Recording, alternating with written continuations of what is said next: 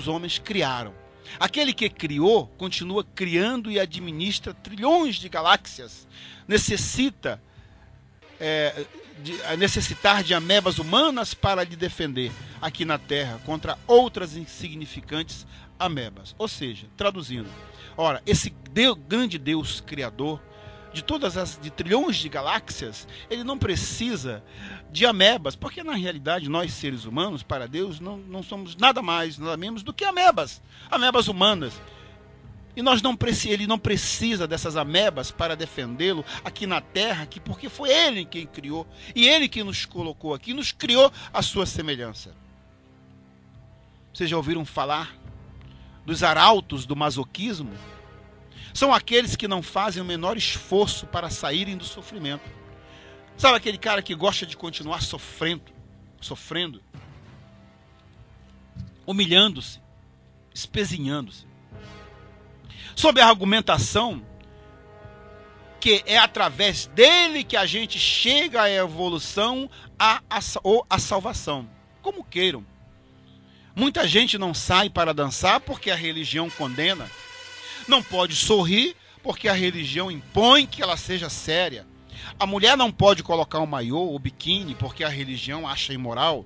Só vê maldade no esporte, no carnaval, na televisão, no cinema, nas festas, em tudo, porque a sua religião a restringe de tudo.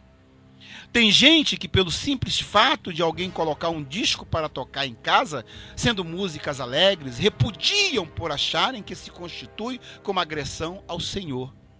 Se uma menina coloca um short, cria o maior caso, como se aquele traje representasse alguma imoralidade ou desrespeito ao Senhor. Sexo, por exemplo, é coisa pecaminosa, proibitiva, imoral, indecente, repugnante, obsessiva e deve ser evitado de todas as maneiras. Ora, será que as pessoas que pensam assim nasceram de chocadeira? Será que não nasceram de um ato sexual gostoso, sublime? Ou foi a cegonha que as trouxe no bico? Tem essa concepção, lembram? De que as crianças antigamente, 30 anos atrás, 40, não tinha essa história de relacionamento sexual, não. Os pais passavam para as crianças que foi a cegonha que te trouxe no bico. Tem essa história. Quer dizer, um preconceito que era imposto pela própria religião. Não se podia falar de sexo da maneira como se fala hoje. Só que hoje se fala de uma maneira imoral, exacerbada.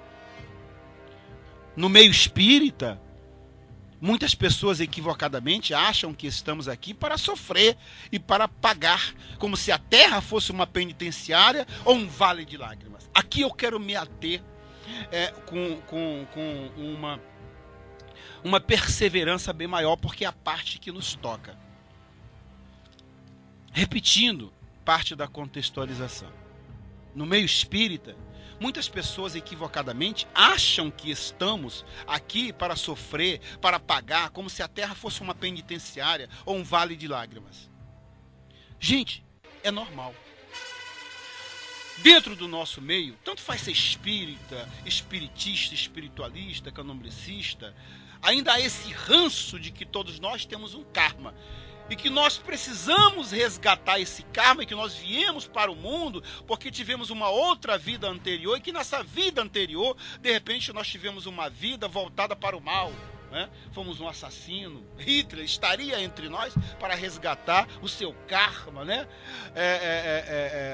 Tantos vilões da história estariam hoje aqui encarnados para resgatar essa história. Então, segundo essa doutrina, esse ranço espiritualista e espírita, nós estaríamos aqui, então era como se nós fôssemos condicionados a aceitar o sofrimento. Não, graças a Deus, o sofrimento, superamos aquilo tudo, porque isso faz parte do nosso, de um karma que precisamos resgatar. Então, para eu ser feliz, eu preciso passar por um sofrimento, preciso perder uma perna, preciso ser condenado, preciso expiar uma falta numa penitenciária, né? Preciso ser corno, preciso ser ladrão. Não, está errado. São conceitos religiosos que manieta, que subordina, que subjuga o ser humano. Então a própria religião cria ou criou estes dogmas, esses conceitos errados para impor a sua vontade, para dominar o ser humano, para dominar populações, nações que não se lembram das cruzadas. As cruzadas nada mais eram do que empreitadas, encetadas pela Igreja Católica, que invadiam nações, subjugavam povos, dominavam, aprisionavam aquelas pessoas, tornando-as as escravas. E qual o símbolo maior dos cruzados? A cruz. A cruz. E subjugaram. E espalharam por toda a face da terra o dogma religioso. Hoje se questiona, hoje nós temos a liberdade religiosa, hoje nós temos a religião católica, nós temos a Igreja Católica que subdividiu na chamada ortodoxa, na chamada Igreja Brasileira, nós temos aqui a brasileira, nós temos os evangélicos, várias, dezenas de denominações. O livro é um só. Mas cada um interpreta a sua maneira. É a liberdade. Então Deus deu a terra, então cada um. Se o homem tem o livre-arbítrio, tem a inteligência, ele tem a capacidade de escolher qual o caminho. E cada um tira proveito desse livro maravilhoso que se chama Bíblia.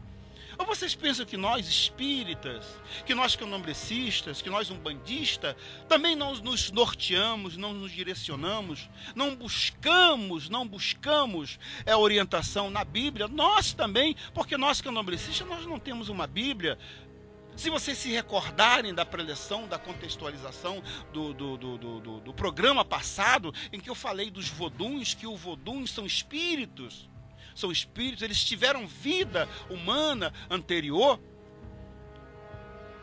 e que eu disse para vocês aqui cientificamente, segundo fonte fidedigna, crível, que a origem do candomblé, tá, está lá no povo hebraico, lá no Velho Testamento. Então, todos aqueles conceitos, o próprio conceito de sacrifício, o sacrum ofício, aquele sacrifício que é sacro, que é religioso, tem o seu fundamento na própria Bíblia. Agora, poucos admitem que buscam orientações, que buscam luz lá na Bíblia, por hipocrisia, por uma verdadeira hipocrisia. Porque, na realidade, a Bíblia norteia todo e qualquer religioso, toda e qualquer nação. Então nós espiritualistas, o que nós temos é que nos livrar desse carrego, se é que existe carrego, tá? Esse carrego de que nos impõe, de que nós temos que resgatar esse karma. Ninguém veio ao mundo para sofrer.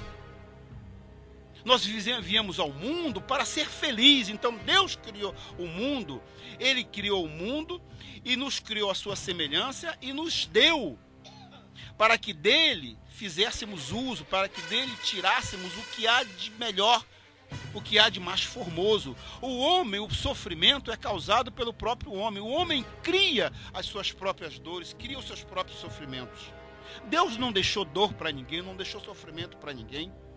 O homem subjuga o outro para impor a ele uma dor, para impor a ele um sofrimento. Então daí nasceu essa concepção espírita errada de que todos sofrem porque tem um karma para resgatar. Balela, conversa fiada, coisa de 7-1. Isso não existe, nada disso.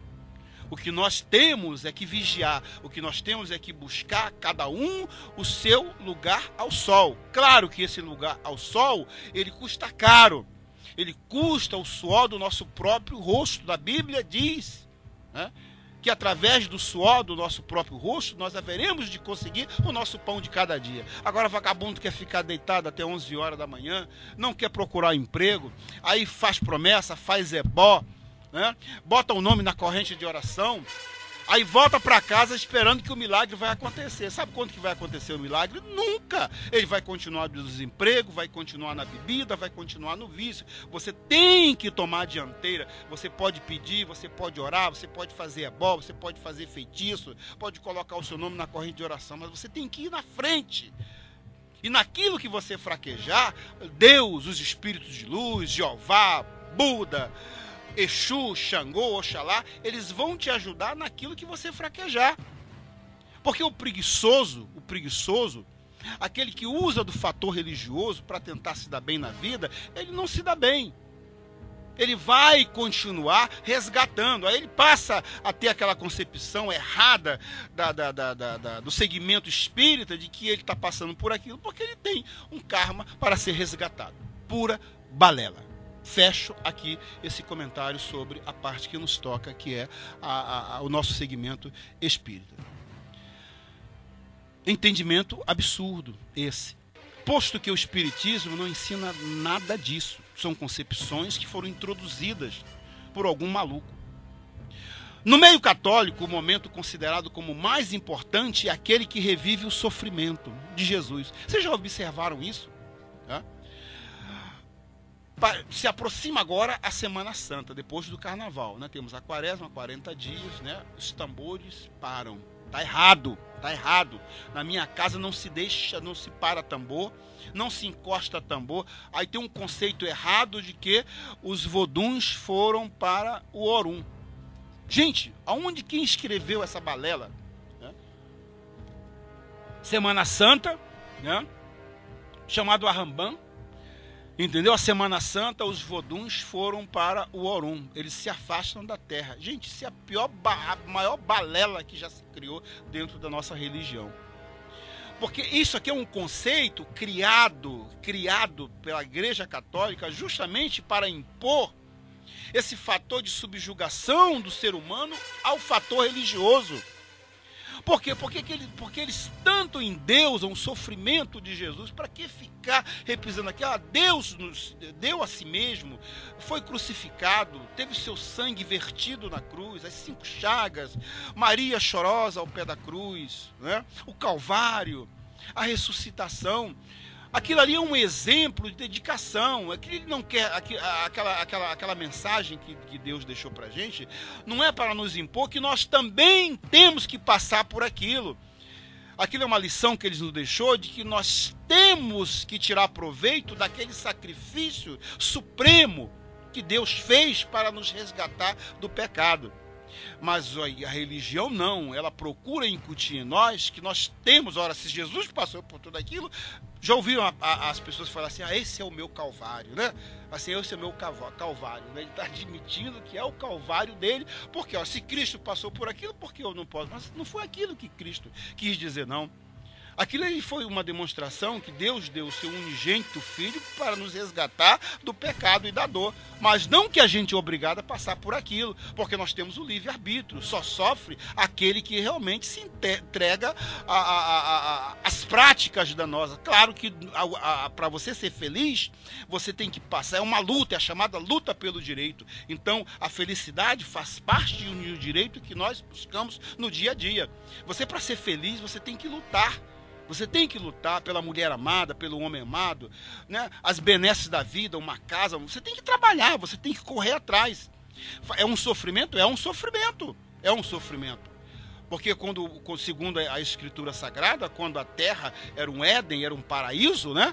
Quer dizer, segundo lá essa teoria, né, do criacionismo, se não me engano, né? Quer dizer, a Eva preferiu o pecado do que viver no Éden, onde tinha tudo do bom a qualquer momento. Então ela preferiu comer da maçã. Mas aí isso podemos dizer que até seja uma falácia, porque não se tem uma prova científica disso. O importante é que, para você ser feliz, para você ter tudo aquilo que você precisa para sobreviver, você tem que lutar.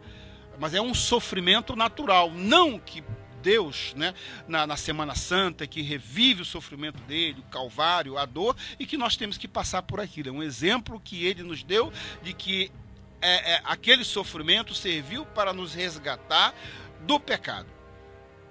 Muito bem. Há quem proteste, claro, que não existe uma verdade verdadeira. Veementemente com qualquer figura de Jesus sorrindo ou contra qualquer filme que eu mostre sorrindo. Existe isso também. Tem gente que não admite Jesus sorrindo. Quando aparece a figura de Jesus sorrindo, você deve ter sido algum ateu, algum maluco botou. Então, quer dizer, você tem que ver Jesus sempre com aquele semblante de sofrimento, de dor. Ele não pode sorrir, mas condicionou-se à humanidade que Jesus tem que ter aquele semblante de uma pessoa que está sofrendo ou que está sendo resgatado de um sofrimento. A Globo, recentemente, mostrou em um filme assim, e recebeu vários protestos do meio católico. Há católicos que se martirizam, como aqueles na Semana Santa, agridem os seus próprios corpos